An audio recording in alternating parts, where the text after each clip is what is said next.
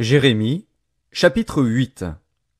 En ce temps-là, dit l'Éternel, on tirera de leurs sépulcres les os des rois de Juda, les os de ses chefs, les os des sacrificateurs, les os des prophètes, et les os des habitants de Jérusalem. On les étendra devant le soleil, devant la lune, et devant toute l'armée des cieux, qu'ils ont aimés, qu'ils ont servi, qu'ils ont suivis, qu'ils ont recherchés, et devant lesquels ils se sont prosternés. On ne les recueillera point, on ne les enterrera point, et ils seront comme du fumier sur la terre. La mort sera préférable à la vie pour tous ceux qui resteront de cette race méchante dans tous les lieux où je les aurai chassés, dit l'Éternel des armées. Dis-leur, ainsi parle l'Éternel, est-ce que l'on tombe sans se relever? Ou se détourne-t-on sans revenir? Pourquoi donc ce peuple de Jérusalem s'abandonne-t-il à de perpétuels égarements? Il persiste dans la tromperie. Il refuse de se convertir. Je suis attentif, et j'écoute. Il ne parle pas comme il devrait. Aucun ne se repent de sa méchanceté, et ne dit « Qu'ai-je fait ?»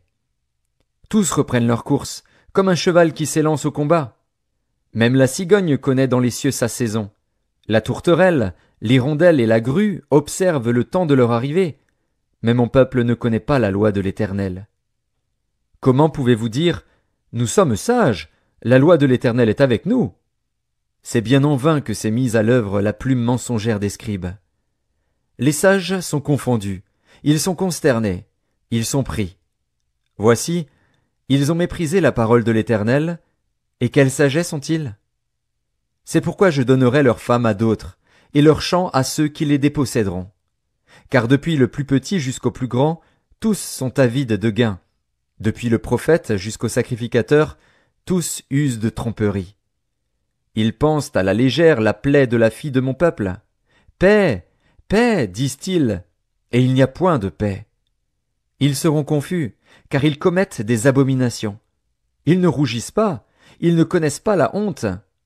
C'est pourquoi ils tomberont avec ceux qui tombent, ils seront renversés quand je les châtierai, dit l'Éternel. Je veux en finir avec eux, dit l'Éternel. Il n'y aura plus de raisins à la vigne, plus de figues au figuier, et les feuilles se flétriront. Ce que je leur avais donné leur échappera. Pourquoi restons-nous assis?